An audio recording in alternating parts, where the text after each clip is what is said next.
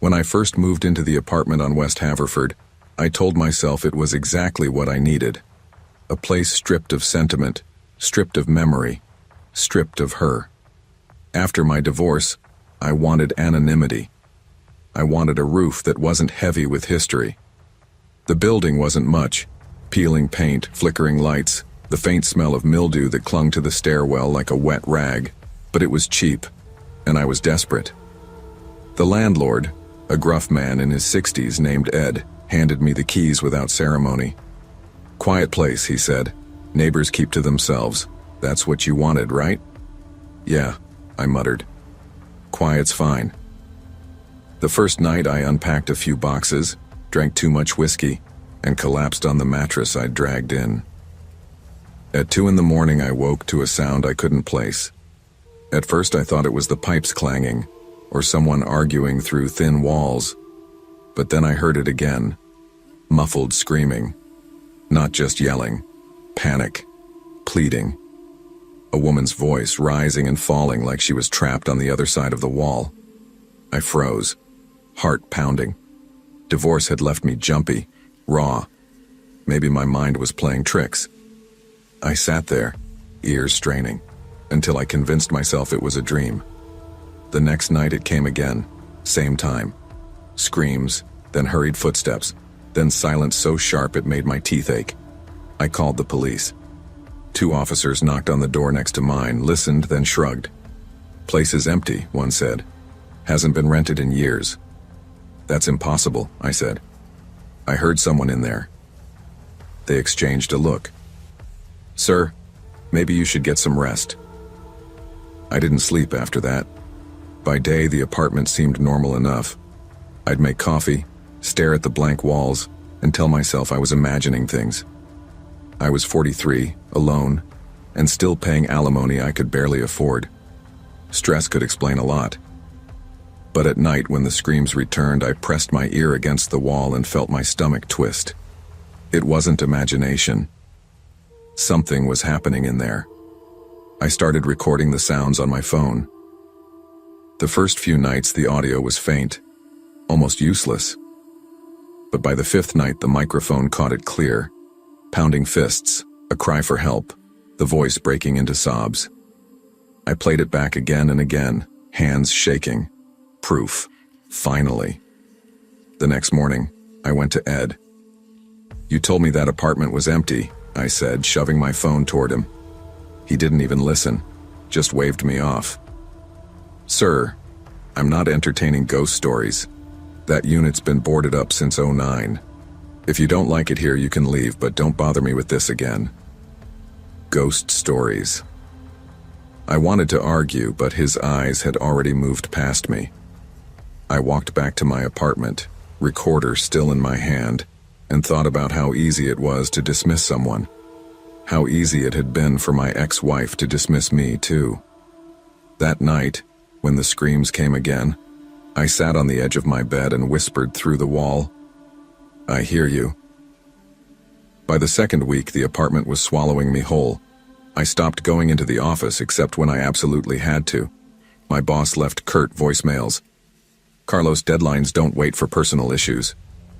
My coworkers whispered in the hallways when I did show up, eyes darting away when I looked. The sleeplessness was etched into my face. The noise came every night, always close to 2 a.m. Sometimes it was footsteps racing across the wooden floor, sometimes pounding fists, sometimes screams so sharp I wanted to tear the drywall down with my hands. I started knocking on the neighbor's door, first politely, then louder. "I know you're in there," I shouted. "Say something." Silence. One afternoon, when the sun slanted across the hallway, I swore I saw something. A faint, bloody handprint smeared across the doorframe. I blinked, and it was gone. I told myself it was stress, that my mind was inventing things, but a deeper fear curled inside me. What if it wasn't the building? What if it was me? My ex-wife's lawyer called that same week. "Mr. Hicks, you're 2 months behind on alimony. This can't continue." I almost laughed. My ex took everything and still wanted more. I slammed the phone down and paced the apartment, chest tight. That night, I hit record again. The screams came, louder than ever, a woman sobbing, begging, then pounding. I gripped the recorder like it was a lifeline. When the noise stopped, I sat in silence, shaking, staring at the wall. In the morning, I went back to Ed's office. "Listen to this," I demanded, pressing play. He didn't even flinch. "You think you're the first tenant who's heard things in this building?" he said flatly. "Old pipes, rats, buildings make noise." "This isn't rats," I snapped. "This is a woman screaming for her life." "Get some sleep, Hicks." He shut the door in my face. Sleep. That was the one thing I couldn't do. I started drinking more, whiskey blurring the edges of my fear, but the noise always came back, slicing through the haze. One night, I saw a shadow stretch beneath the neighbor's door. Long, too long, spilling across the hallway like a stain. I stumbled back into my apartment, slammed the door, and pressed my back against it, shaking. I wasn't crazy. I couldn't be. The night I broke in, it wasn't planned. Not really. The screams had been relentless, each one slamming against my skull until I felt like the walls themselves were vibrating. I grabbed the crowbar I kept by the bed, left over from my construction days, and stormed into the hallway.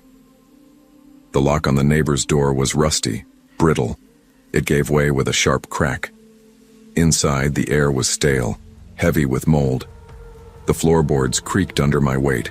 Bare walls, no furniture, no signs of life. Just rot and silence. I laughed, a broken sound. Maybe I was insane after all. Maybe the divorce, the stress, the loneliness had chewed through my sanity. Then I remembered the recorder in my pocket. I pressed play. The voice that spilled out made my knees buckle. "Carlos, please stop.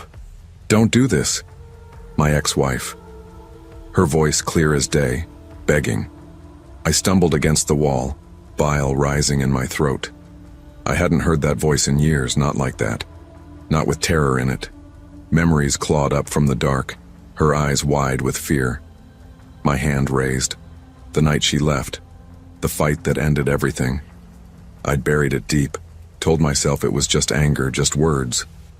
But now, hearing her voice, I wasn't sure anymore. The walls weren't haunted. The building wasn't cursed. It was me. I stopped recording after that night. I didn't need proof anymore. The proof was already inside me. Still, the screams came. Not just at 2 a.m. anymore. Sometimes at dusk, sometimes in the middle of the afternoon, seeping through the walls like the building itself wanted to remind me. I quit my job. Couldn't face the stares, the whispers.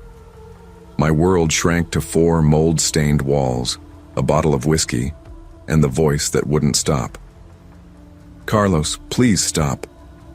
Sometimes I shouted back, "I didn't mean to." Other times I pressed my forehead to the wall and whispered, "I'm sorry."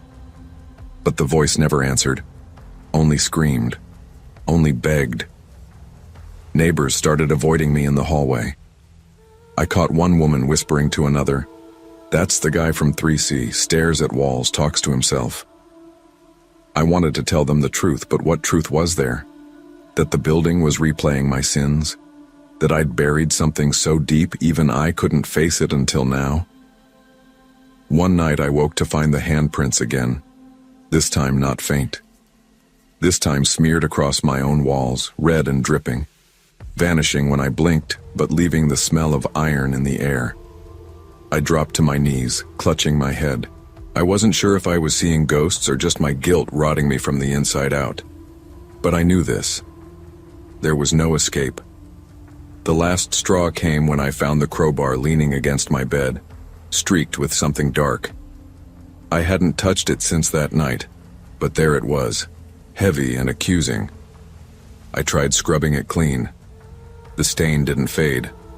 I staggered to the neighbor's door, pressed my palms flat against it and whispered, "What do you want from me?" The silence answered with a scream so loud it rattled my teeth. My own scream echoed back at me, twisted into hers.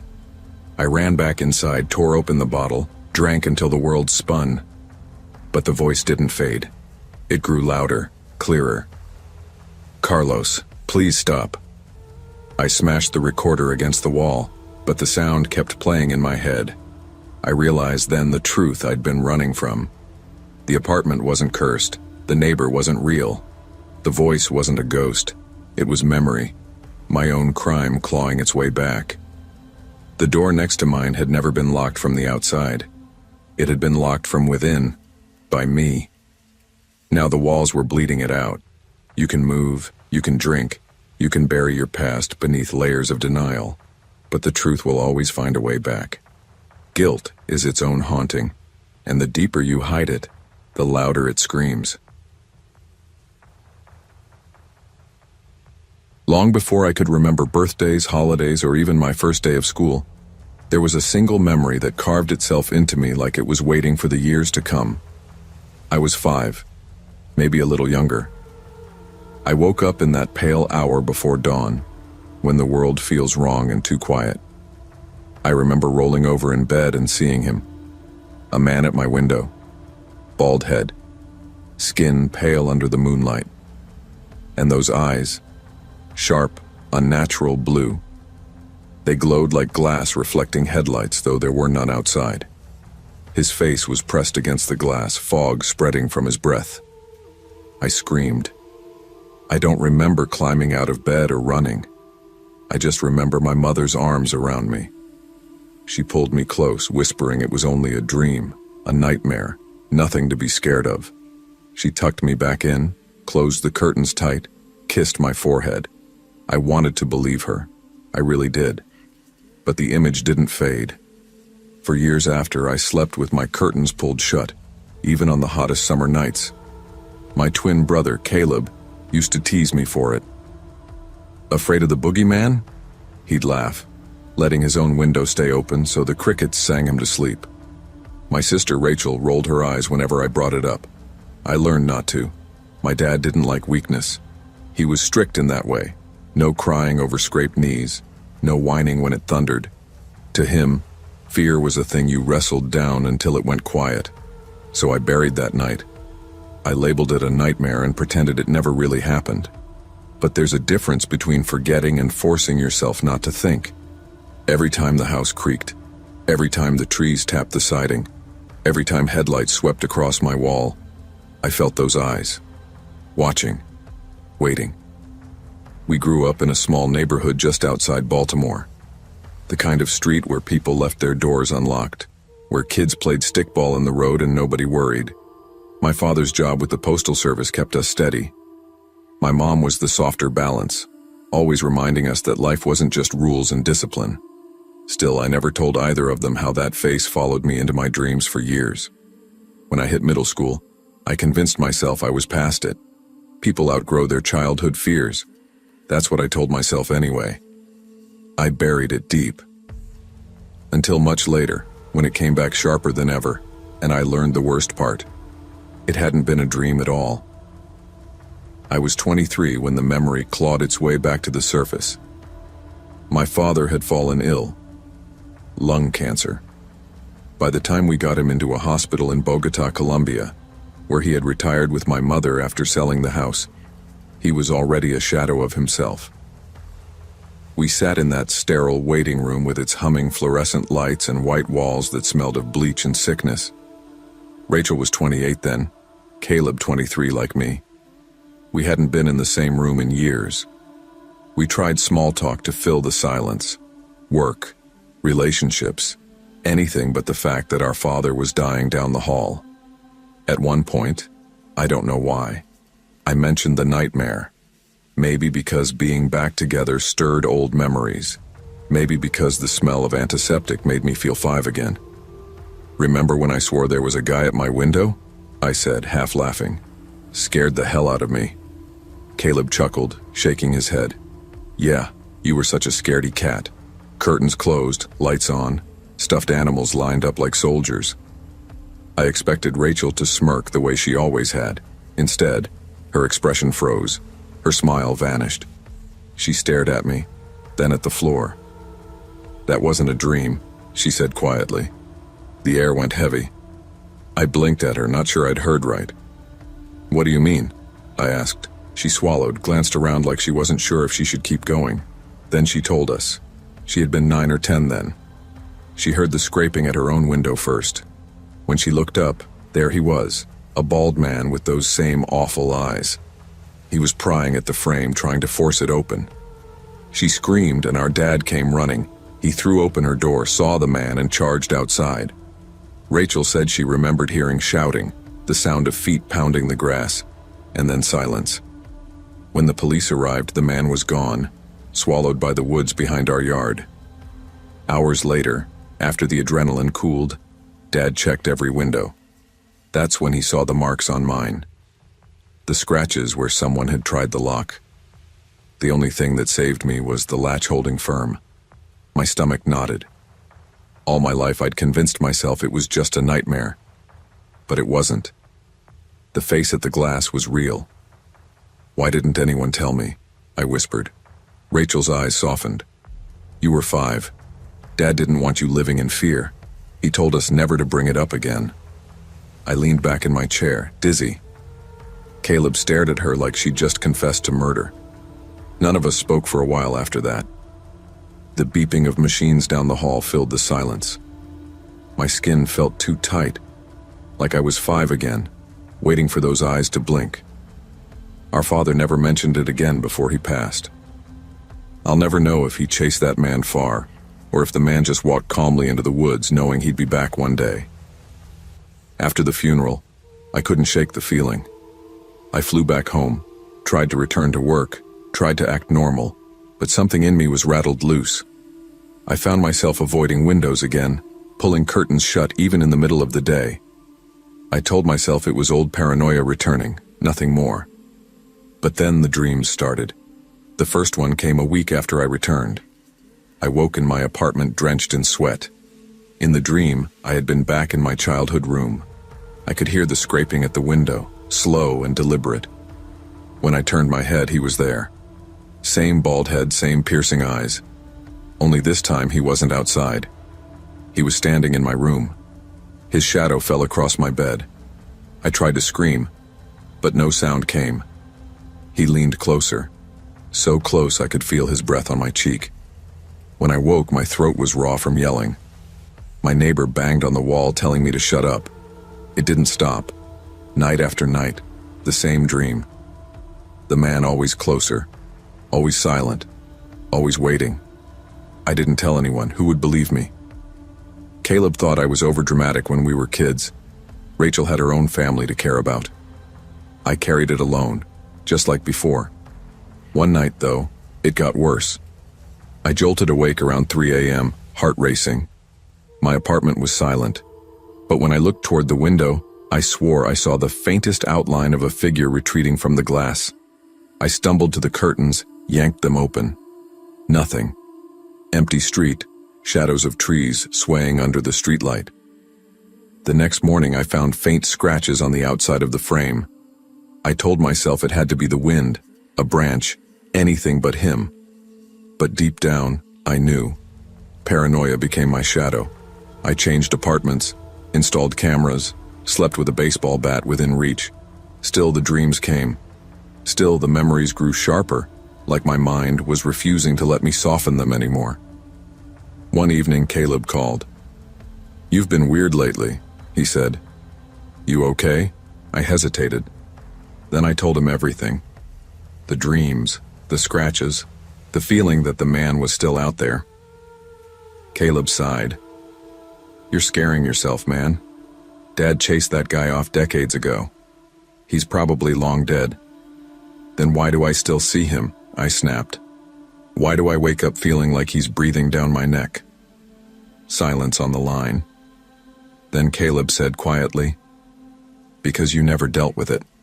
You buried it. Now it's eating you alive." Maybe he was right. Or maybe he wanted to believe it was all in my head. A month later, Rachel called me out of the blue. "I've been thinking about that night," she admitted. "I can't get his face out of my mind either. Do you think he ever came back?" Her voice shook. That scared me more than anything. If Rachel, the one who always rolled her eyes, admitted she was afraid, then maybe it wasn't just me. I didn't answer her question. Some things don't have answers. The last time I saw him, or thought I did, was 3 months ago.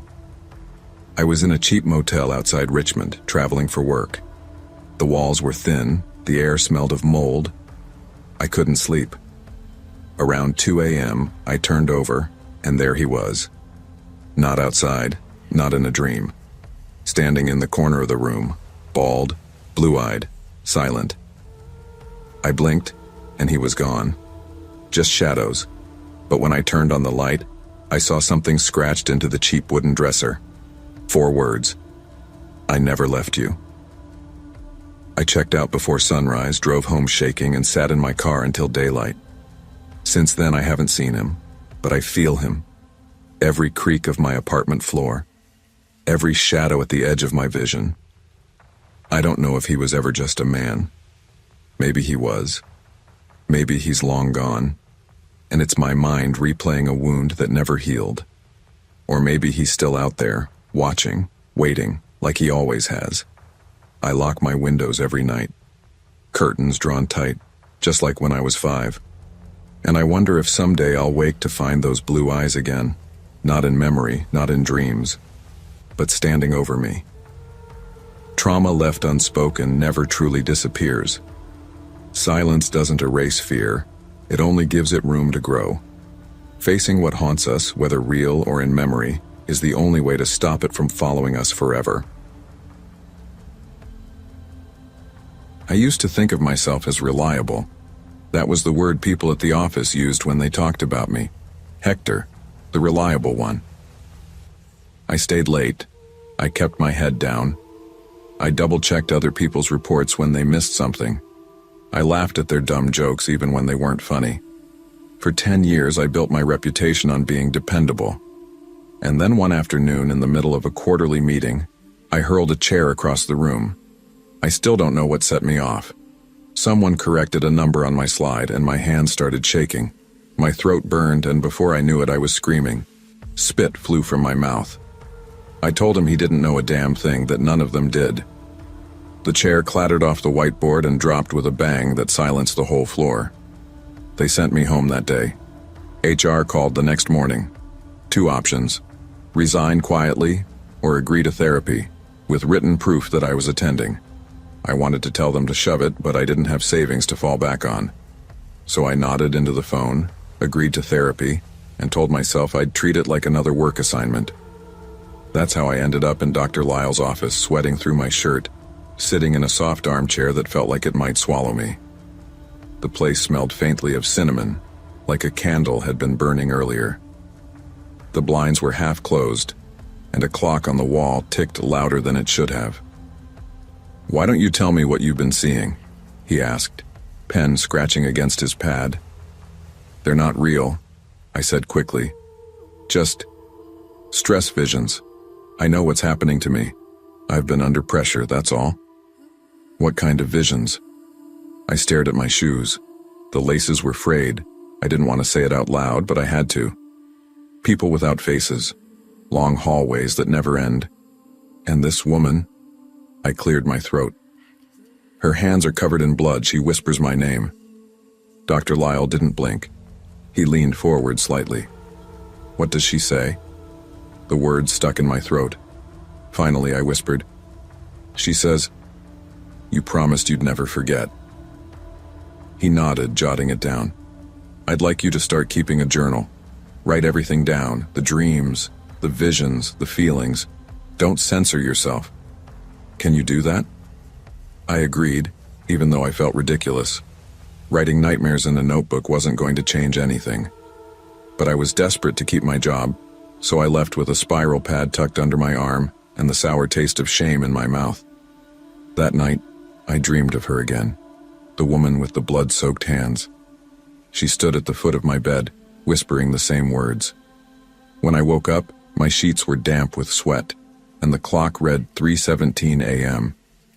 I sat at the kitchen table under the yellow light, opened the notebook, and wrote everything down, every detail I could remember. My handwriting shook across the page. It was only the beginning. The journal filled faster than I expected. Every night I woke at strange hours, and every night she was there. sometimes standing in the corner, sometimes inches from my face, always whispering, always with her dripping hands. I tried to convince myself it was all stress, but the entries piled up, page after page of the same figure, the same message. At our next session, Dr. Lyle read my notes carefully, nodding as though everything made perfect sense. "You're processing," he said. "That's good, but I want you to take it a step further." "What do you mean?" "Draw them." I barked out a laugh. "I'm not an artist." "Doesn't matter. Sometimes images speak clearer than words. Draw what you see." So I did. At first the sketches were crude, stick figures with smudges where their faces should be, scribbles for hallways. But the more I tried, the sharper they became. My hand moved with a confidence I didn't recognize. The faceless people turned eerily lifelike, as though I had seen them standing right in front of me. And the woman. God, the woman. Her eyes bulged with fury, her hair matted across her cheeks, her mouth frozen in a scream that never ended. The worst part was the blood on her hands. I could see the glisten of it even though the drawing was nothing but pencil and paper. I started hearing noises in my apartment. Pages rustling when the windows were shut. Footsteps in the kitchen at night. Once I woke to the sound of whispering, and when I sat up, the sketches I'd left on the coffee table fluttered, as though someone had just touched them. I tried telling myself it was exhaustion, but the fear grew sharp and constant. I began to dread the sessions, yet I also needed them. I wanted answers. One night I walked into my living room and froze. Dr. Lyle was standing there. He hadn't knocked. He hadn't called. He was just there, flipping through my drawings with an expression I couldn't read. "What the hell are you doing here?" I shouted. He looked up slowly. His voice was calm. Too calm.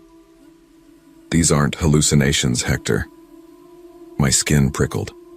"What are you talking about?" "These are memories," he said. "You didn't imagine them, you buried them."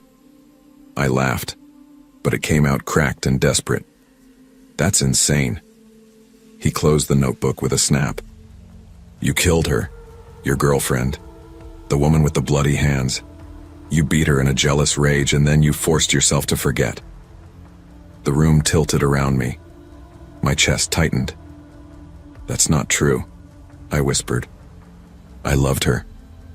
But then, from the corner of the room, a whisper slid against my ear. "You promised you'd never forget." I turned and she was there. I hit the floor hard, knees cracking against the wood. She was standing only a few feet away, dripping hands leaving dark streaks down her thighs. My heart hammered against my ribs. "This isn't real," I muttered. "You're not real." But she stepped closer. Her eyes glistened, and when she opened her mouth, a rush of air brushed against my face. "Remember?"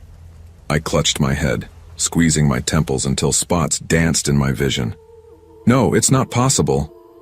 Dr. Lyle didn't move. He just stood there, arms folded, watching me unravel. His voice was low but steady. "Tell me what you see, Hector." I screamed at him, begged him to make her go away, but he only repeated the question. Finally, words spilled from me, broken and frantic.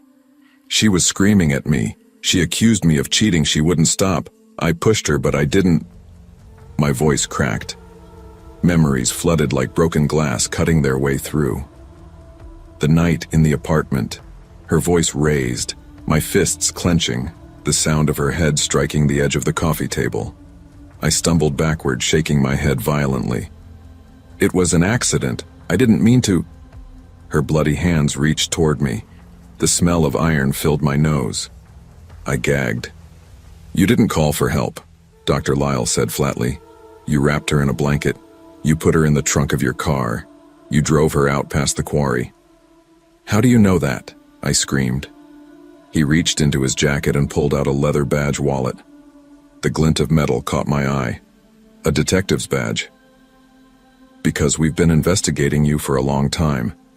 The therapy wasn't treatment, Hector. It was interrogation." My body went cold. The drawings on the table blurred, faces swirling into pools of blood. My head pounded. I couldn't breathe. The weeks that followed were a blur of interviews and locked rooms. I barely remember the ride downtown. They said I confessed half a dozen times. Sometimes I swore it was an accident. Other times I insisted it never happened at all. They showed me photographs of the quarry. A mound of dirt disturbed. Fragments of cloth that matched the blanket I remembered. My signature on credit card statements from the gas station I'd stopped at that night. The hardest part was the journal. Every entry I thought was describing visions, dreams, hallucinations. It all read like a confession now. Page after page of faceless people, endless hallways, a woman with bloodied hands. A prosecutor could wave it in front of a jury and not even need to say a word. The detectives asked me about the whispers, the hallucinations, and I didn't know how to answer. Were they memories? Guilt? Ghosts? Even sitting in that gray room under fluorescent lights, I could still hear her voice sometimes, brushing against my ear. You promised you'd never forget. I thought jail would silence it, but it didn't. Nights were the worst. The concrete walls around my cot stretched into long hallways when I blinked. My cellmate asked me once why I muttered in my sleep. I told him I was talking to myself, but really I was bargaining with her shadow. Dr. Lyle, or Detective Lyle I should say, visited only once after the arrest. He didn't sit across from me with his notebook. He stood on the other side of the glass with his arms folded, expression unreadable. "You wanted the truth," he said through the phone. "Now you have it." I couldn't answer. My throat closed. All I could do was hang up the phone and press my forehead against the glass, waiting for her whisper to fade. It never did. The trial lasted months. They paraded the evidence, journals, sketches, testimony from neighbors who heard fights through the walls. They painted me as a jealous, violent man who snapped. Maybe they were right. The jury didn't take long. Guilty. Second-degree murder. I sit here now in a cell that smells of disinfectant and sweat. The walls are blank, but I can still see the claw marks of my own memory etched across them. The other inmates ignore me mostly.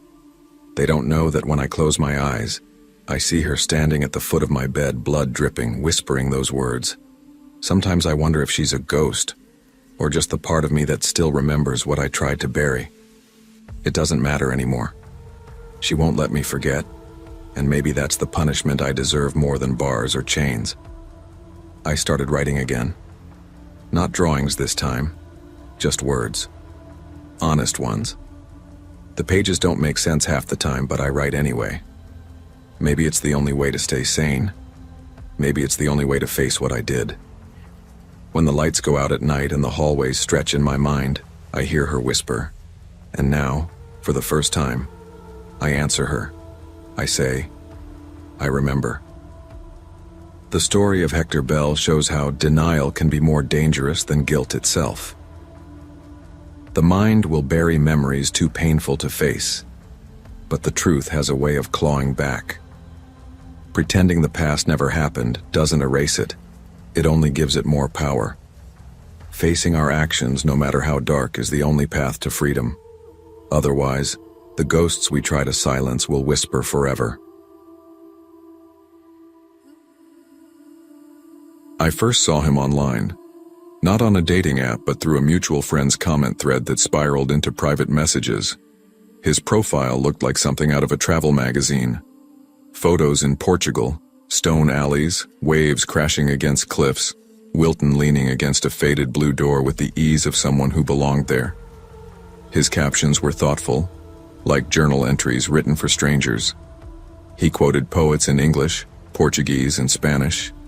He wrote about family, about resilience, about how women shaped him since he was the youngest of 3 sisters. He reached out casually at first, complimenting a post I'd made about work. "Your words carry warmth," he wrote. A little pretentious, maybe, but in the haze of late nights and loneliness, I answered. The messages became longer, flowing into paragraphs about philosophy, about travel, about fate. His English was nearly flawless, just touched with an accent that came alive in voice notes. I listened to them in bed, eyes closed, smiling at the way he said my name. His voice was like velvet dipped in sincerity. I told myself to be careful. I wasn't naive, but he seemed different.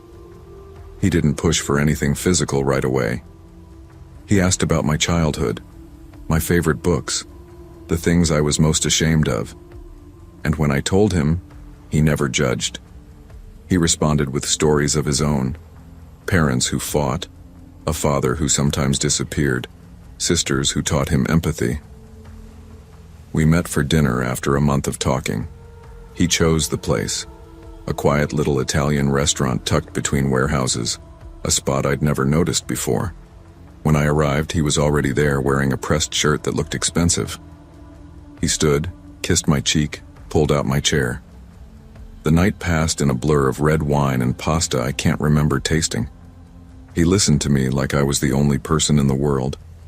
When I joked about my clumsiness, he told me I was graceful. When I spoke about my job frustrations, he said I was strong. By the time the bill came, I was floating. He paid in cash, leaving a tip large enough that the waiter returned twice to thank him. Walking to my car, he slipped a small wrapped box into my hand. Inside was a silver charm shaped like a book. "Because you're always telling stories," he said, smiling like he already belonged in mine. That was how it began. The first weeks felt like a romance novel. He left handwritten notes in my mailbox, even though he lived across town. He sent morning messages before I woke, as if he had memorized my routine. He surprised me with flowers after a stressful workday, claimed he just felt that I needed them. When I was ambitious, full of energy, he was my cheerleader, telling me I could conquer anything. When I was low, he was gentle, saying he would carry my burdens until I was ready to lift them again. It felt uncanny, the way he mirrored me so perfectly. But small cracks showed. When I asked what he did for work, he grew vague. "Remote management," he said, waving his hand as if the details were too boring to bother with. Sometimes he said he worked with finance. Other times, technology. His stories shifted. Once he told me his father had passed away when he was young, shaping him into the man he was. Weeks later, he mentioned an argument with his father over the phone. When I raised an eyebrow, he chuckled softly. Memory lapse. English isn't my first language, remember? He always had an excuse. He claimed he didn't drink, said alcohol clouded judgment, but then posted photos from a vineyard tour in Spain, glass raised high. When I teased him, he laughed it off. "Special occasion, I forgot I told you." He was so charming in his apologies that questioning him felt cruel, like I was the one breaking the spell. Then one evening I scrolled through his old photos and saw a woman tagged in several of them. He had once called her a family friend. Something inside me pushed to reach out. I sent her a polite message, half expecting she wouldn't respond. She answered within minutes. Her first line punched me in the chest. "That's not his story. That's mine." Her name was Anna. She had been married to him for years. Married. Not dating, not a fling. Married. They'd lived together in Australia until he abandoned her, leaving debts and half-packed boxes behind. She told me he never worked. He drained her savings, convincing her it was temporary, that he was on the brink of starting something big. He manipulated her with love notes, flowers, big speeches about destiny. The same gestures I thought were mine alone, and Anna wasn't the only one. 2 other young women had contacted her after he left. Each told the same story. Wilton promised them the world, moved into their lives, convinced them to fund his lifestyle, leaned on their ambition while offering nothing but words. Then he disappeared when the lies caught up. I read her messages over and over, nausea rising. My silver charm, the dinners, the flowers, all probably paid for by someone else's desperation. I wasn't special. I was part of a rotation. When I confronted him, I expected denial. I expected anger. Instead, he smiled calmly, almost indulgently. "People only believe the story they want to hear," he said, sipping his coffee. "Which one did you believe?" Something inside me cracked then. It wasn't just lies. It was sport. He thrived on watching us unravel, on proving he could bend reality as long as we wanted to be loved. I left without finishing my drink. Blocking him didn't stop him. He appeared outside my office one afternoon, leaning casually against the brick wall holding a gift bag. My stomach dropped as soon as I saw him. He didn't move toward me. He just watched, smiling, as though waiting for me to come to him. I ducked inside and didn't leave until a coworker offered to walk me out hours later. Emails started arriving from names I didn't recognize. Friends who swore Wilton was misunderstood, who begged me to give him another chance. The writing style was identical to his messages. One night I found a bouquet of flowers at my door. No note, but the brand was the same he always bought. I thought about filing a report, but what could I say? A man I dated sent me flowers?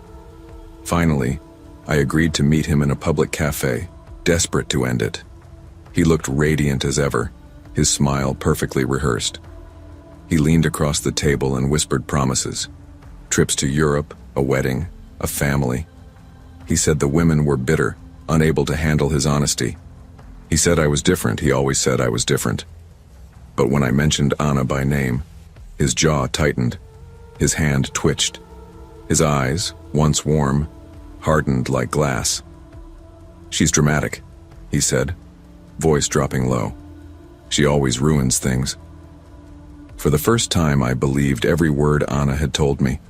I walked away that night. I blocked him again, changed my locks, stopped posting publicly online. Slowly, he faded into the background, though sometimes I still see echoes. A new friend request from a stranger with familiar blue eyes. A message in broken English that feels too rehearsed. Even now, months later, I sometimes wonder how many more women are tangled in his web. How many are listening to his voice notes in bed, smiling at his promises, believing they're the one who finally matters. The truth is, Wilton doesn't love anyone. He loves the performance, the chase, the unraveling. And when he smiles, it isn't affection, it's victory. Wilton's story is a reminder that charm without consistency is just manipulation in disguise. Real love doesn't need rehearsed lines or shifting stories. It shows itself through honesty and stability. When someone's words feel too perfect but their actions don't match, pay attention. Believing only the story we want to hear leaves us vulnerable to those who thrive on deception. My name is Rachel, and if I had to explain myself in one word, it would be protective. Some people might call it controlling, or paranoid, or overbearing. But when you raise a child alone, especially after a pregnancy that nearly tore you apart, you learn there's no such thing as too careful. My son, Jamie, is 6. He's my entire world. The only reason I get out of bed in the morning, and the only thing that keeps me going when I'm too exhausted to keep my eyes open. His father walked out when I was pregnant. There's a whole backstory to that mess, but all you need to know is he didn't want responsibility, and I didn't want my child growing up watching a man resent him. So it's been just the two of us in this small suburb. We have a little rental house with peeling paint and creaky floors. It isn't perfect, but it's ours. I work part-time at the library and pick up bookkeeping jobs from home. Nothing glamorous, but it covers food, rent, and clothes that Jamie will outgrow in 3 months flat. Most days I feel stretched so thin I might snap. But when Jamie laughs, all the cracks in me feel worth it. I thought the hardest part of motherhood was the exhaustion. Sleepless nights, the tantrums, the school drop-offs with a kid clinging to your leg while other parents stared. But the truth is, the hardest part is the constant low hum of fear. Fear that something could happen, that he could get sick or hurt or taken. And I can't lie, I've always been a little high-strung about safety. I lock every door, check every window twice before bed. I memorize the license plates of strange cars parked on the block. It sounds crazy when I say it out loud, but tell me which mother hasn't imagined the worst and then built her life around preventing it. The first time I saw him, the man I came to call the Shadow Man, was at the playground. It was a Saturday morning, bright and warm, the kind of day when every kid in the neighborhood swarms the swings and slides. Jamie was shrieking with laughter on the swings, his skinny legs pumping like he was determined to launch himself to the sky. I sat on a bench nearby, scrolling half distracted through my phone but keeping him in the corner of my eye. That's when I noticed him. He was standing near the tree line, just past the play area. Tall, gaunt, hoodie pulled up over his head even though it wasn't cold. At first I thought he was another parent, maybe someone walking their dog, though I didn't see a leash. But every time I looked up, he slipped back, like he didn't want to be caught watching. I told myself not to overreact. Maybe he was waiting for someone. Maybe he was just a teenager killing time. But when Jamie ran over to me, hair sticking to his sweaty forehead, I pulled him onto my lap and hugged him tighter than usual. That night, Jamie woke screaming. I sprinted into his room, heart in my throat. He was sitting upright in bed, tears streaking his cheeks. "The shadow man is in my room," he sobbed, pointing toward the corner. I flipped on the light. The room was empty. The only thing out of place was the window. It was open, even though I'd sworn I shut it earlier. I soothed him the best I could, whispering, "It was just a dream, baby. You're safe." But inside, my stomach was ice, because the look in his eyes wasn't the foggy panic of a nightmare. It was the raw terror of a child who had seen something real. After that night, I couldn't shake the feeling we were being watched. During the day, I told myself I was imagining things. But when Jamie clung to me at bedtime, begging me to keep the lights on, I couldn't dismiss it. At the grocery store, I thought I saw the same man in the parking lot. Hoodie pulled up, standing by a cart corral, staring. By the time I turned my head again, he was gone.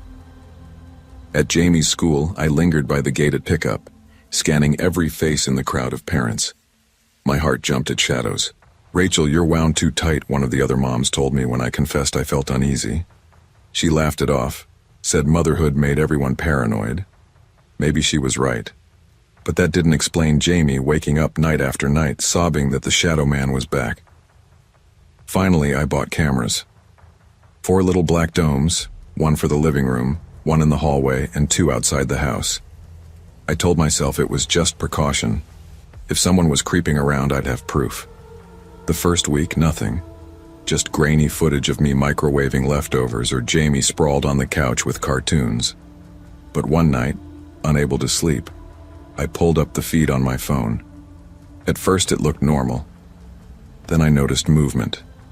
A figure, sitting on the couch, while I was asleep upstairs. My blood turned cold. I scrubbed back through the recording. There it was again. A figure standing in Jamie's room, brushing a hand over his hair. I bolted down the hall, flung open his door. He was asleep, chest rising and falling peacefully. The room was empty. The next morning I took the footage to the police. The officer barely looked at it before giving me a practiced smile. "Stress, ma'am. Being a single mom is hard. Your mind can play tricks." Looks like static to me. I wanted to scream. Static? It was clear as day. A person, but I left with nothing but a pamphlet about coping with anxiety. By then I was convinced the shadow man wasn't just in Jamie's nightmares. He was here, in our lives, waiting for a moment when I slipped. And I swore I wouldn't let that happen. It happened on a Thursday evening. I was making pasta in the kitchen, humming to myself to drown out the quiet. Jamie was in his room coloring. I left him alone for less than 10 minutes. When I went to check, the room was empty. My heart seized. I tore through the house, calling his name, voice breaking. No answer. I ran into the yard, shouting until neighbors stepped outside. "Have you seen Jamie?" My legs barely carried me as I searched the block, panic clawing at my throat. Then I saw it. A faint light flickering in the woods behind the neighborhood. Not a street light. Too dim, too uneven. Like a lantern. I didn't think, I just ran. Branches tore at my arms, the ground uneven beneath my feet. My lungs burned, but I kept going until the trees parted and a small cabin appeared. Light seeped through the cracks in the boarded windows. I grabbed a rusted crowbar leaning against the wall outside. My hands shook, but rage and fear carried me through the door. "If you touch him, I'll kill you," I screamed. The cabin was silent. Empty, except for Jamie. He was curled in a corner, arms wrapped tight around himself, sobbing. Relief hit so hard I nearly collapsed. "Jamie!"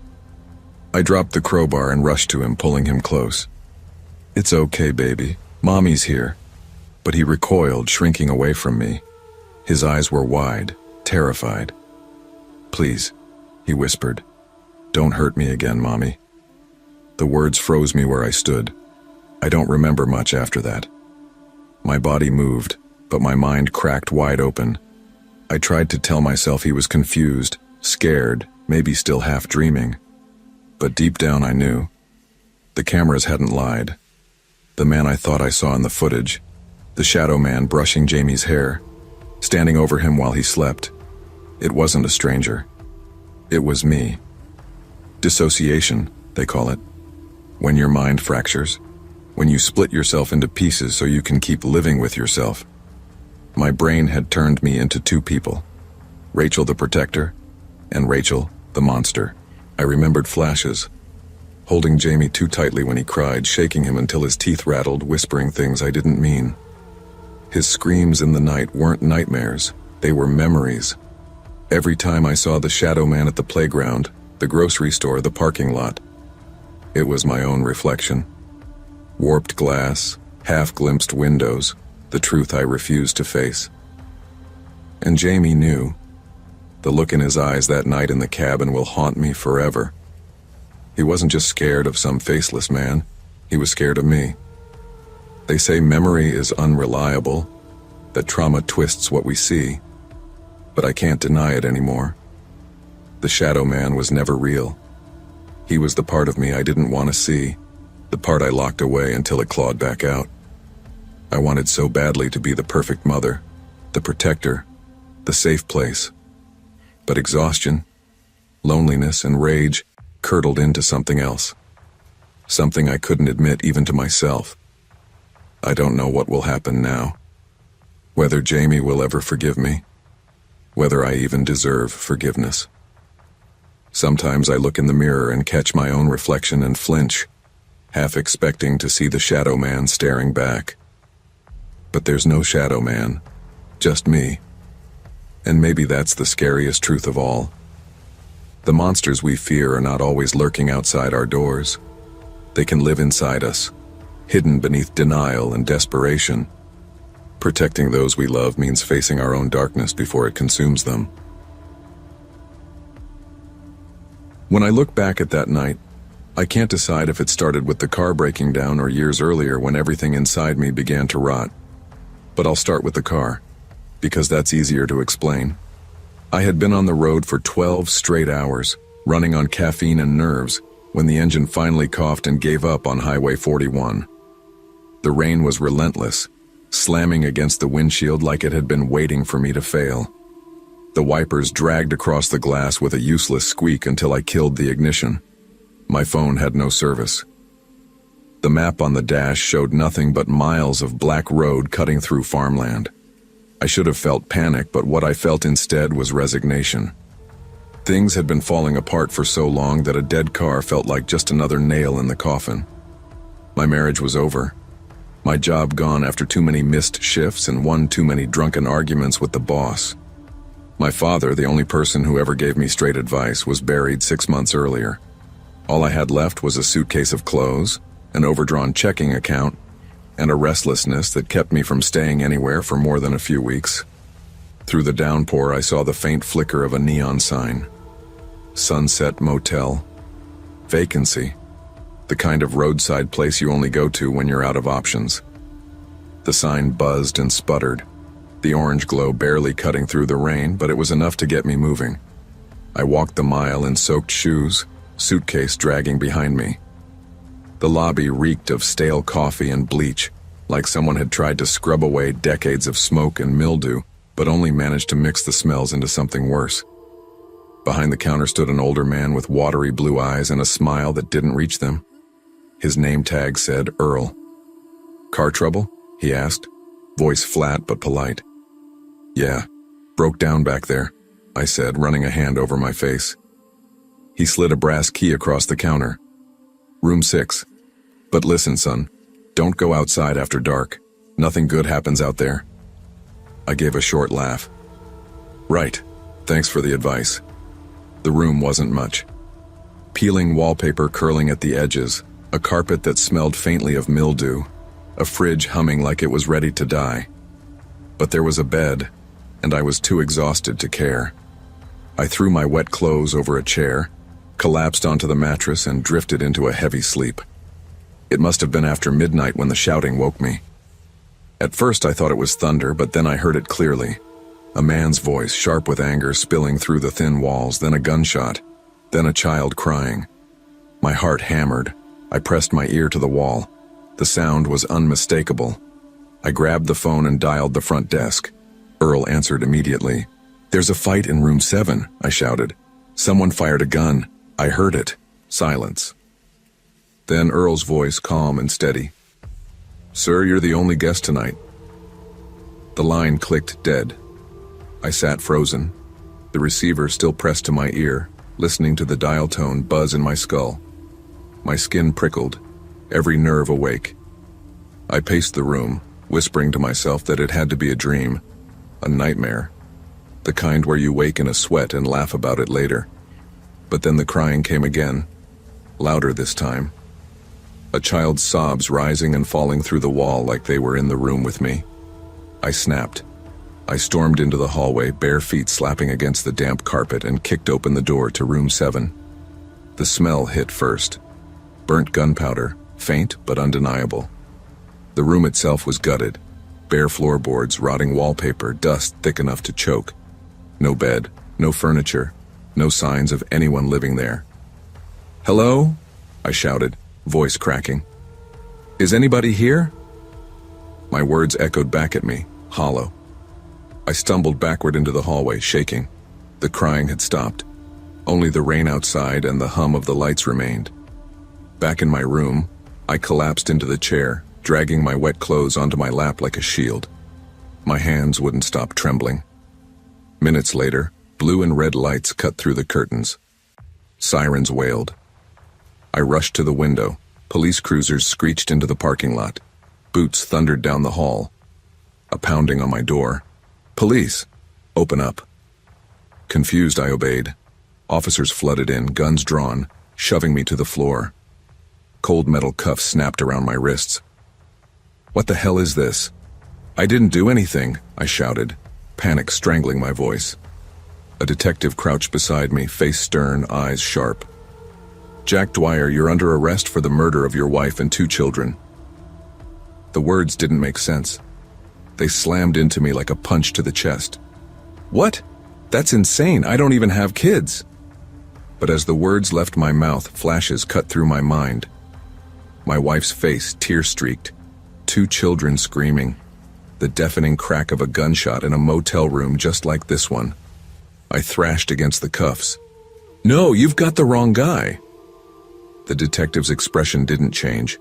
He spoke like he was reciting a fact. "You killed them, Jack. Here, in this motel." I shook my head violently. "No, I didn't. I don't even—" But the images came sharper now, piercing through the fog I'd built in my brain. My wife's voice begging. My own hand gripping the gun. The smell of smoke. "No," I whispered, rocking against the floor. "No, no, no." The wallpaper around me began to ripple. The peeling edges dissolved into white padded walls. The brass key I had shoved into my pocket shifted into a plastic wristband clamped around my arm. The humming fridge became the relentless buzz of fluorescent lights. I wasn't in a motel. I was in Ward 6 of the county psychiatric hospital, the officers pinning me down blurred into nurses in pale scrubs. Earl wasn't a motel manager. He was an orderly. The desk, the neon sign, the warning about going outside after dark, it was all my mind's way of making sense of where I was. Room 7 didn't exist. There was only the empty space in my head where I had tried to bury what I'd done. I screamed as they dragged me up, my bare feet sliding across the linoleum. but the sound of a child crying followed me down the hallway. The doctors tell me I've been here for weeks, that I was brought in after neighbors heard the gunshots, that when the police arrived I was sitting in the motel room with the bodies, staring at the gun in my hand. I don't remember it like that.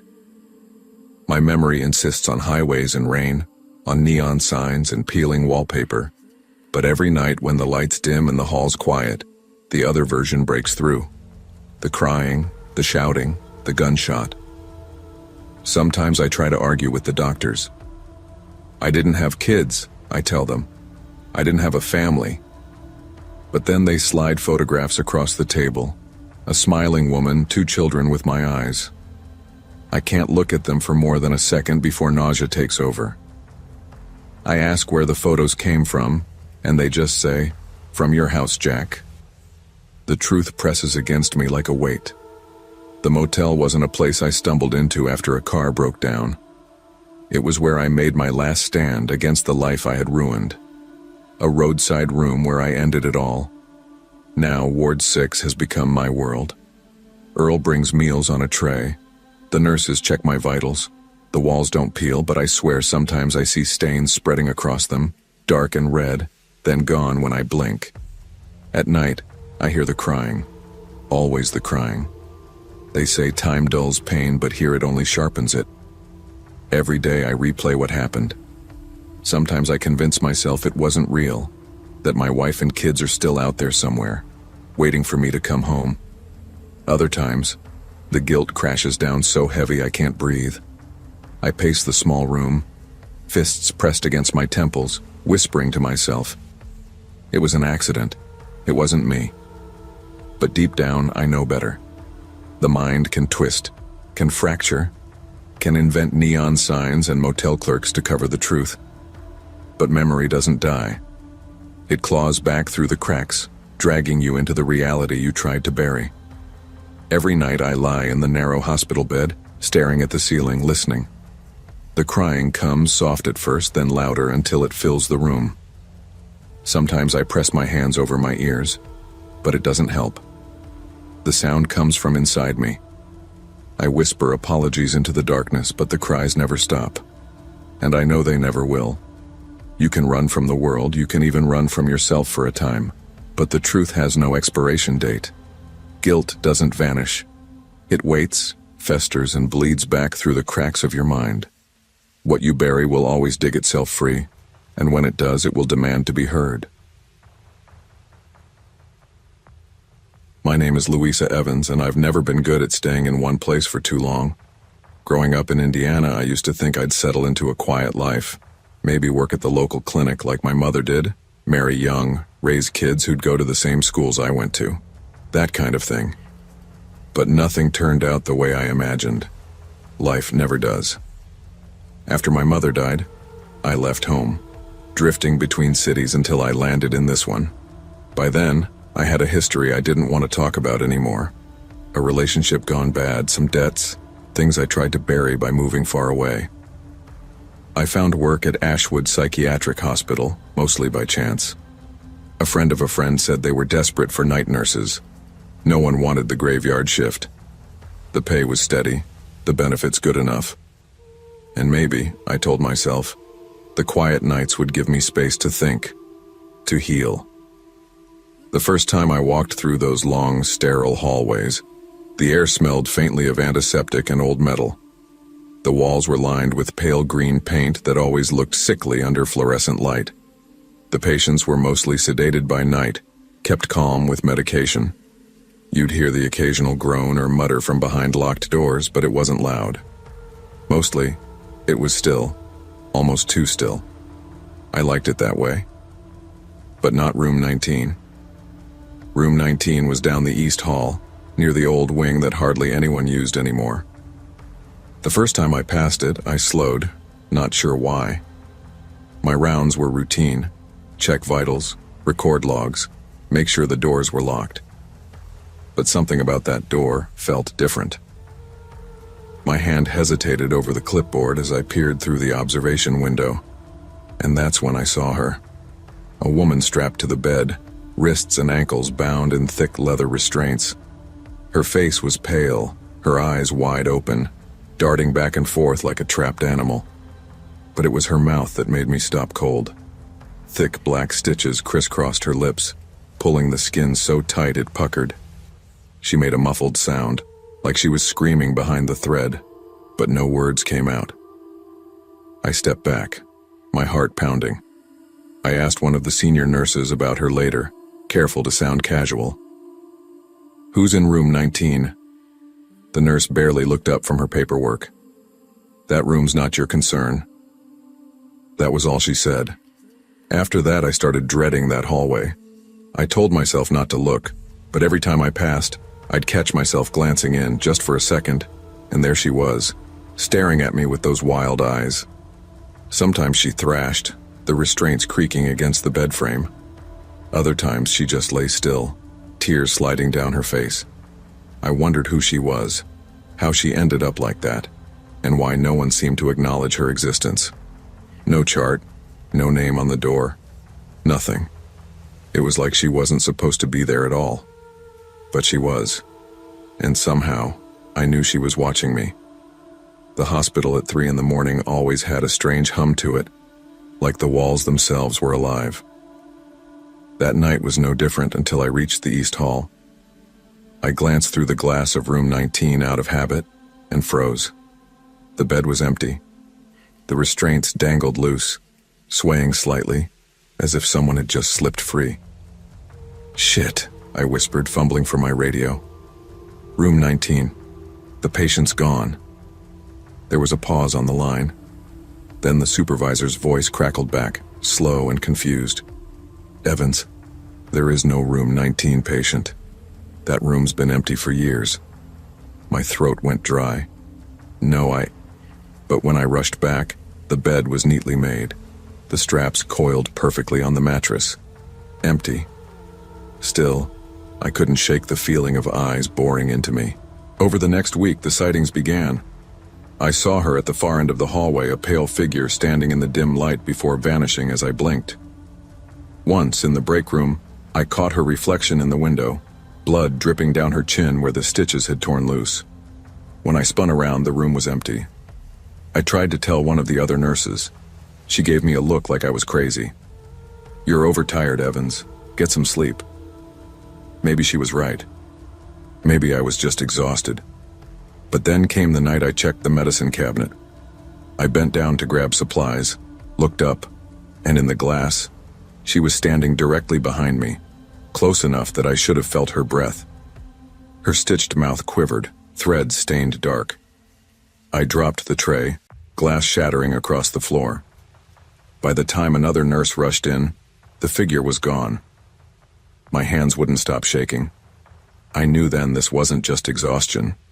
Something was wrong and I had to prove it. So I pulled the security footage.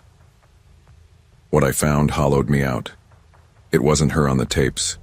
It was me. Standing motionless in corners, leaning over patients as they slept, staring directly at the cameras with eyes so empty I didn't recognize myself. I couldn't breathe as I watched the footage over and over, hoping it would change. But it didn't.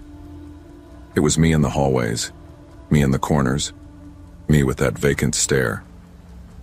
When I told myself I was seeing the stitched mouth woman, was it really just me? I barely slept for days. Coffee and adrenaline kept me moving, but my body felt like it was unraveling. During rounds, I'd catch glimpses of myself in reflective glass and jump, swearing the woman was there just behind me. Once I found a small surgical kit in my locker.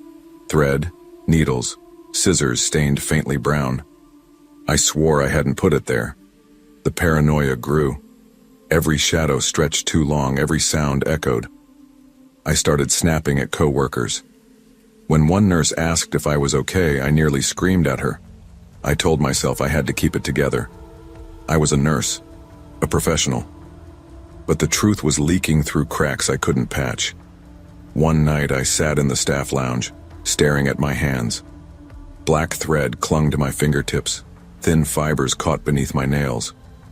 I rubbed them raw, trying to make them clean. The stitched mouth woman appeared again, this time in the window across from me. She didn't move. just watched. Her lips stretched in a grotesque smile, stitches tearing, blood seeping down her chin. "Why me?" I whispered. My own voice sounded like it belonged to someone else. No answer came, just silence and her eyes boring into mine. That was when I knew I couldn't hide anymore. I needed help, or at least answers. The next morning I went to the supervisor's office, my body trembled with every step. I shut the door behind me and sat down across from him, gripping the arms of the chair until my knuckles ached. "There's something wrong with me," I whispered. "I keep seeing her, this woman and the cameras." My voice cracked. "It's me on them. I don't know what's happening." The supervisor frowned, tilting his head. "Louisa, there is no stitched mouth patient. There never was." "No." I slammed my hands on his desk. "I saw her. I feel her." He leaned forward, his tone softer, almost pitying. "Do you remember why you're here?" I blinked, confused. "I'm a nurse, I work here. I've been on staff for 3 years." He sighed, sliding a folder toward me. My hands shook as I opened it. Photographs spilled out. A surgical kit. A woman bound to a bed, her lips crudely sewn shut, her eyes wide with terror. My stomach lurched. "That's not..." My words tangled. "That's not me." His voice was calm, firm. "You were admitted 2 years ago, Louisa, after the incident. The stitched mouth woman wasn't someone else, she was your victim." I shoved the photos away. "No, I help people, I'm a nurse." But in the glass of his office window, I saw myself. Not in uniform, not holding a clipboard, but in a hospital gown. My hair tangled, my skin pale, black thread still clinging to my fingertips. And behind me, the stitched mouth woman smiled. The days after blurred together. I stopped trusting anything I saw, anything I felt. The uniform I thought I wore was just in my head. The keys I carried weren't real. The rounds I thought I made. Fabrications stitched together in a brain that didn't want to face the truth. They moved me to a private room. Sometimes I'd wake strapped to the bed, screaming until my throat gave out. Other times, I'd sit quietly, hands in my lap, staring at the wall while the memory of thread-cutting skin replayed in my mind like a film I couldn't shut off. The stitched mouth woman never left. She stood in corners, reflected in glass, smiling that broken smile. Sometimes I felt her hand on my shoulder. Sometimes I heard her voice, muffled but clear enough to understand. "You can't undo it." The doctor said I was delusional, that I had built a new identity as a nurse to protect myself from guilt. They said it wasn't uncommon after severe trauma, that denial could weave an entire false life. But in the deepest part of me, I knew it wasn't just guilt. The woman was real. Her rage lived inside me, stitched into my skin, reminding me every day of what I had done. I'm not sure anymore where reality ends and my mind begins. Maybe I'll never know. Maybe that's the real punishment. All I know is this. When I close my eyes, I see her smile. And when I wake, I feel the thread between my fingers, waiting for me to remember again. Guilt cannot be buried under lies or denial. Left unspoken, it grows into something that stalks us, warps reality, and consumes who we are. Facing our past, even the darkest parts, is the only way to heal. To look away is to let the stitches tighten until we no longer know ourselves. People always say small towns have long memories, but I never found that to be true. Folks forget faster than you'd think. They remember gossip, sure, and they'll talk about who bought a new truck or whose kid got caught sneaking beer behind the football bleachers. But the deeper things, the ones that cut, those get buried quick. That's why I liked running a motel off Highway 17. People came and went. No one lingered, no one asked questions, and whatever they saw was forgotten. The second they merged back onto the highway. I inherited the place from my uncle, who inherited it from my grandfather. Highway 17. Motel wasn't much to look at. Faded yellow paint, a neon vacancy sign that buzzed whether it was lit or not, and a lobby that smelled faintly of burned coffee. But it paid the bills. I made sure to greet everyone the same way. A smile, a cup of coffee, and a discount I claimed was because they looked tired. Travelers liked that. Made them feel like they'd stumbled on some rare kindness out in the middle of nowhere. What they didn't realize was that kindness is the easiest mask to wear. The rooms were nothing special. Threadbare carpets, beds with creaky frames, TVs older than some of my guests. But I kept the records sharp. Every payment logged, every signature neat. If the police ever came around asking questions, I could hand them a binder that made me look like the most upright motel manager in Nebraska. And they did come around every now and then. Someone's sister didn't make it to Kansas City, or a trucker didn't check back in with dispatch. Cops would sweep through, poke their heads into the rooms, check the laundry, maybe run a black light in the bathroom if they felt ambitious. But they never found anything. Not the soundproofed rooms, not the journals, not the people who stopped screaming only after their voices broke. I didn't see myself as cruel. I wasn't like the killers you read about, the ones who take trophies or write letters to the newspapers. I didn't raise a fist or a knife. I only wanted to understand something no one else seemed to care about, the precise moment when hope drained out of a person. Not when they died, but when they realized no one was coming for them. It started years earlier. A drifter, middle-aged, came through in winter. He had no ID, no bags, no one to call. He looked at me with that blank, exhausted expression I'd seen 100 times. I knew, just by the way he stood at the counter, that if he disappeared, no one would notice. That night, when I slid the bolt on the first soundproofed room, I felt calm, like I was stepping into a role I'd been rehearsing for my whole life. The motel itself became my partner. The vents carried the echoes. The pipes moaned at night, covering faint cries.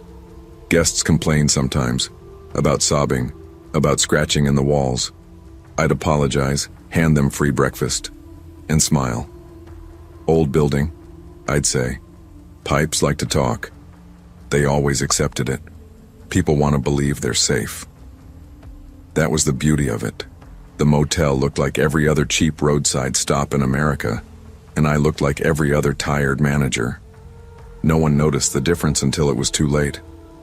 The night that really stuck with me began with a woman named Teresa. She came in driving a beat-up Honda with plates from Texas. It was late, past 11, and she looked worn down to the bone. Her hair was tangled, her hands trembling when she passed me her ID. I asked the usual questions. Where are you headed? How was the road? She told me she was driving to see her sister in Des Moines. I nodded, smiled, slid her a room key, and added, "Because you look tired, I'll give you a discount." She gave me a grateful smile, the kind people give when they believe they've found a pocket of kindness in a rough stretch of road. That smile was always my confirmation. Around midnight, I knocked on her door. "Everything all right in there?" She opened it, just a crack. Her face showed hesitation, but she didn't push back when I asked if I could step inside. A few minutes later, the bolt clicked behind us. I didn't strike her, didn't raise my voice. I led her down the back hallway, past the supply closet and into the room that looked like any other until the door shut and the deadbolt slid. Inside, concrete walls and a heavy steel door replaced the faded wallpaper and squeaky carpet. She didn't scream right away. Most didn't. They thought it was a mistake, a prank, something that could be talked through. By the third day, her voice was ragged. I wrote in my journal. Day 3. Subject calls for sister by name, still hopeful someone will arrive. By the 7th day, she'd stopped shouting and started bargaining. Promises, prayers, anything. Day 7. Subject pleads, offers money. Alternates between anger and sobbing. Still believes release possible. By the 12th day, her voice broke into a whisper. Prayers too soft to hear clearly. Day 12. Subject whispers. Hope nearly extinguished. Acceptance phase approaching. I never wrote about the end. That wasn't the part that mattered. What mattered was the change, the flicker of hope as it burned out. And every time I learned a little more about people, about how much they could take, about what broke first. Sometimes it was their voice, sometimes it was their faith. The world outside never stopped. Truckers came and went, families checked in for a night, backpackers left their dirty socks behind. I smiled, offered coffee, and listened. No one ever suspected that just a few doors away someone else was counting their last days. That's what I loved about it, the invisibility of it all. Evil doesn't need a mask or a monster's face. Sometimes it looks like a man with kind eyes and a motel ledger neat enough to impress the sheriff. The motel changed as I did. By the late 90s, the paint was peeling worse, and fewer families stopped by. The highway stretched on with newer, shinier places offering free breakfast buffets and cable TV. My place became a haunt for the desperate, the broke, the running, the forgotten. Exactly the kind of people who wouldn't be missed. I started noticing patterns. People traveling alone gave themselves away in little ways. They never took ice from the machine because there was no one to share a drink with. They parked crooked, like it didn't matter. They lingered too long in the lobby when I made small talk, grateful for any kind of connection. One man, name of Mark, left behind a duffel bag with nothing but 2 shirts and a bottle of pills. He was one of those quiet types who avoided eye contact. He lasted 8 days. His voice gave out on day 5. He spent the last 3 days rocking in silence. My journal entry ended with just one line. Subject resigned. No further resistance. Sometimes I thought about what would happen if the police pressed harder, if they tore down the drywall or checked the foundations, but they never did. They were content with binders of records and my tired smile. Once a deputy even thanked me for keeping such neat logs, said I made their job easier. I nearly laughed in his face. The town whispered, "Of course, small towns always do." People talked about disappearances, about folks who checked in but didn't check out. But talk was just that, talk. Without proof, no one cared enough to look deeper. And proof was the one thing I never left behind. Well, almost never. There was one guest, a younger man, maybe 22, backpacker type. He scratched words into the concrete wall before he stopped fighting. I noticed them when I cleaned the room. 4 words, ragged, nearly illegible. Someone will find this. I chiseled them out, painted over the spot, but those words burned into me more than any scream. Someone would find it eventually, and that thought both terrified and thrilled me. By the time the motel started falling apart for real, I was an old man. The neon sign buzzed louder than ever. Most of the rooms were barely rentable, and the highway brought fewer travelers each year. The county finally posted a notice. The place was condemned. I packed what I could, stacked my journals neatly in a drawer, and left the rooms sealed. I didn't feel fear. I felt completion. Like a man who'd finished a lifetime of study and was ready to close the book. Years passed before I heard what the inspectors found. I was living 2 towns over under a different name when it hit the local news. 3 rooms sealed tight. Rusted locks. Concrete scarred with claw marks. Journals filled with every detail of despair. The camera lingered on the guest book they pulled from my old desk. Page after page of names, signatures, and dates. People missing for years. And at the very end, my handwriting, still careful despite the tremor of age. Checkout complete. I suppose you're wondering why I'm telling you this. Maybe you think it's a confession, or maybe you think it's another one of my stories, the kind people dismiss as roadside legend. Truth is, it doesn't matter. By the time you hear this, the motel will already be dust, the walls leveled, the rooms emptied. But the lesson of it all, if you want to call it that, still matters. Evil doesn't come with warning signs. It doesn't wear a mask or announce itself with blood.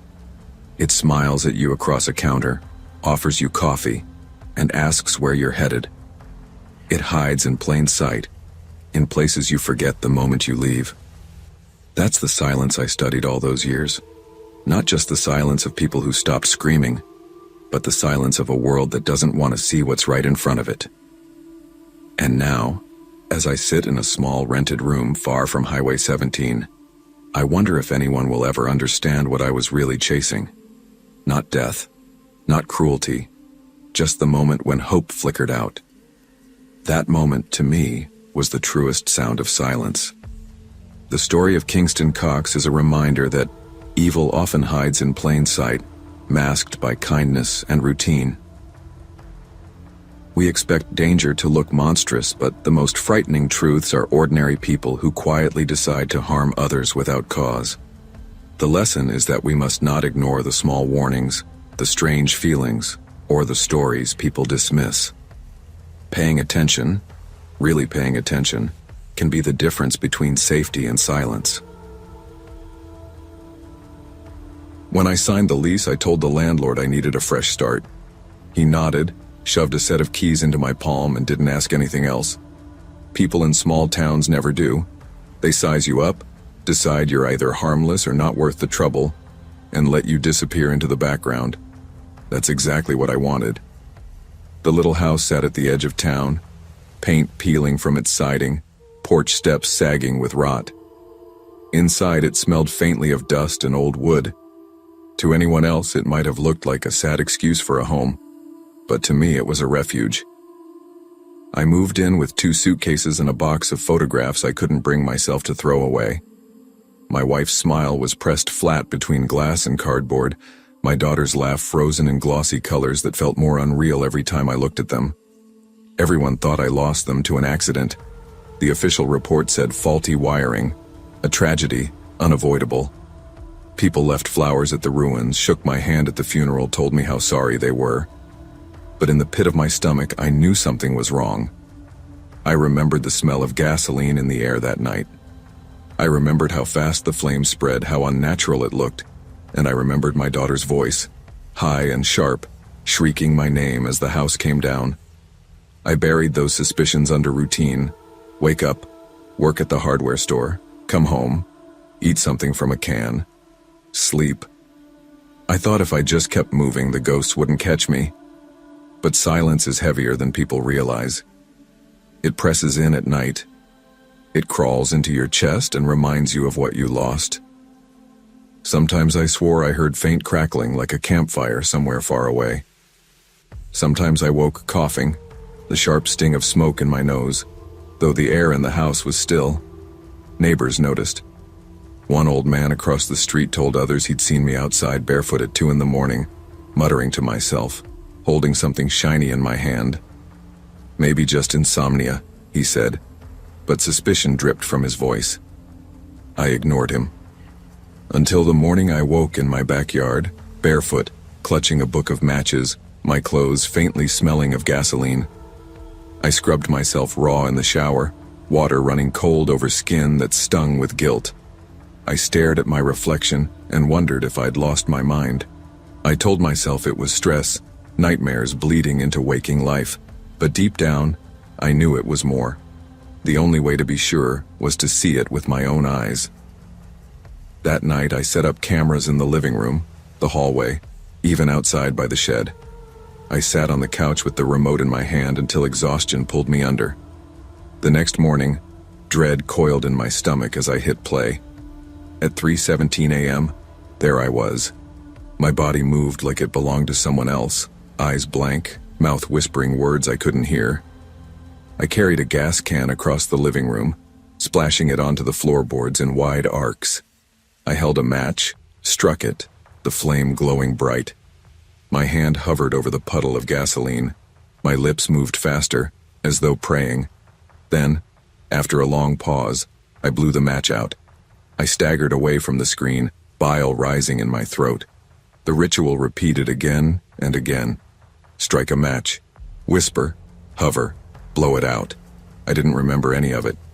By daylight, I forced myself to go through the motions, clock in at the hardware store, answer questions about paint and nails, smile at customers.